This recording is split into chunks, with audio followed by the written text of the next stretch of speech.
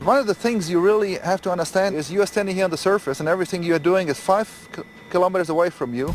It's always relying on indirect information. An engineer cranks open the wellhead. They start the winch and begin the long process of lowering the geophones to the blocked area. They're the same tools used by the oil and gas industries. But they often can't withstand the harsh conditions inside geothermal wells. Meanwhile, another technician places 2 massive machines into position. One 5 kilometers north of the well, the other 5 kilometers south. Weighing in at 22,000 kilos, they are known as thumper trucks. They work hand in hand with the geophones by sending large shock waves through the earth and into the blocked area of the well. The geophones, which act something like a sonogram, should record the shock waves and create a seismic profile of the blockage. We are trying to get an idea about the geology and the structures of the fractures.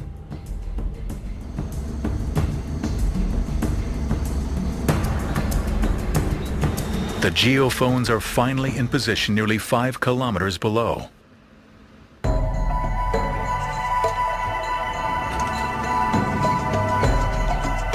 It's time for the first reading.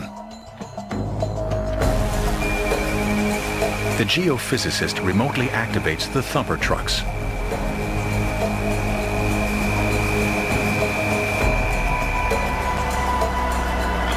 I show you how much it vibrates?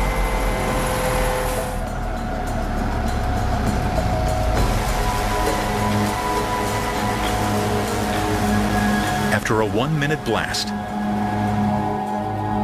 nothing. The geophone is not working. The hostile environment of a deep EGS well has once again taken its toll.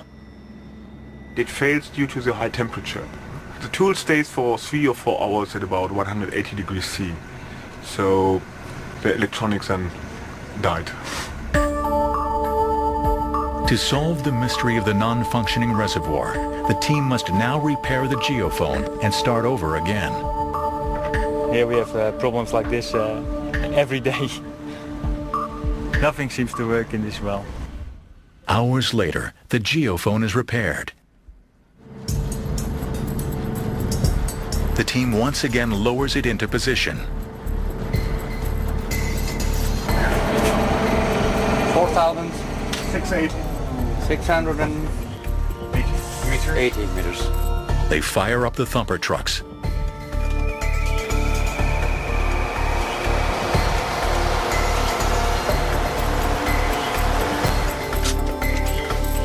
This time, the geophysicist registers a reading. The geophone is working. From all this recording, we can use that part, which is usable. The images show no openings between the 2 wells, but nothing about what is blocking them. The finding only deepens the mystery of the blocked wells. Unless they find a solution in the future, only 2 of the 3 wells will connect, and the power output of the plant will remain limited. But more importantly, any failure at Sols could dampen enthusiasm for future EGS projects. The Sols project may never get all the power they hoped from their experimental wells. But they have proven that geothermal plants may now be possible on an additional 50 to 60% of the Earth's surface. Australia and Germany are already building EGS facilities, based in part on Sols's research. Today's old world drilling technology may be too slow to dig deep enough holes to make EGS cost effective. But what if someone invented a drill that could cut through solid granite like butter and surpass depths of 15 kilometers? If such a technology existed, engineers could dig deeper, hotter wells at a fraction of the cost of traditional drills. Some believe such an invention exists here, in this small, little-known laboratory hidden in a Northern California warehouse. In a few moments, Jared Potter, the general manager of Potter Drilling, will attempt what many consider impossible. Drill a hole in a half-ton chunk of granite in a matter of minutes. This is really hard rock. You can imagine trying to drill that with any other technology is going to take a long time and going to take a lot of bits. So.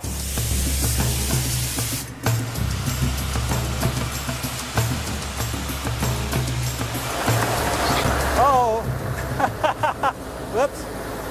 Hey Jim, it came off.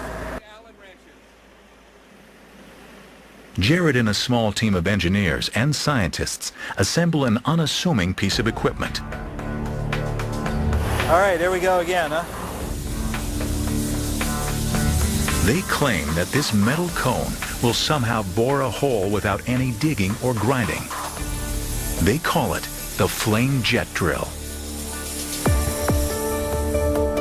The drill was first conceived over 30 years ago by Jared's father, Robert Potter, a pioneer in geothermal science at the Los Alamos National Laboratory in the 1970s. Now, Jared has completed several prototypes designed to put the technology to its ultimate test. If the flame jet drill succeeds, it could be the holy grail for geothermal technology and one of the keys to lessening our dependence on fossil fuels. This technology could drill as fast as 100 feet an hour, we believe, 10 times faster than conventional drilling. And since you're not contacting the rock, you're not wearing out the bit. However, Potter must first prove his prototype works. Everything is in place for the test. Hydrogen gas feeds into the drill head.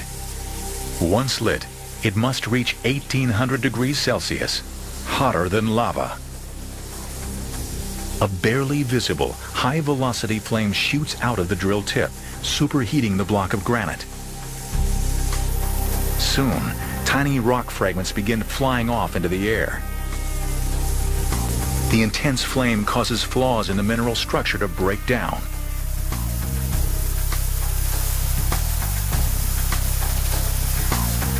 The test is complete. The entrance of the hole is about 4 inches, a little under 4 inches, and the hole itself now is about nearly 10 inches deep. And we drilled that in about 3 minutes. The prototype achieved its primary goal, to pass quickly through rock. However, Potter must also prove that the flame jet technology works in the wet, high-pressure environment inside a deep well. That's where this machine comes in.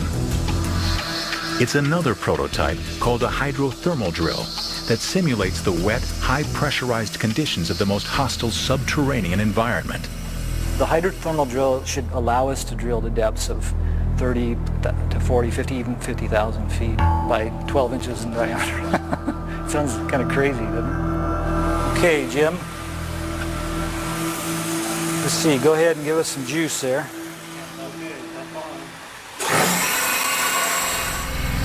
Igniting. The bit on the hydrothermal drill is a 4,000 degrees Celsius flame. But unlike a conventional drill, it never touches rock. Instead, the flame superheats a jet of water and it fragments the rock. It also flushes the fragments out of the area. Potter pulls out the small granite sample to check the results. Carrying the spalls out. The drill succeeded in making a perfect borehole. Right now, not moving. Once Potter tests the drill on a rig designed for it, his invention could go to market. It's still got quite a ways to go. I don't think we're quite there. If they succeed, wells could be drilled faster, cheaper, and deeper, and geothermal plants could be built almost anywhere on the planet. However, until a working flame drill of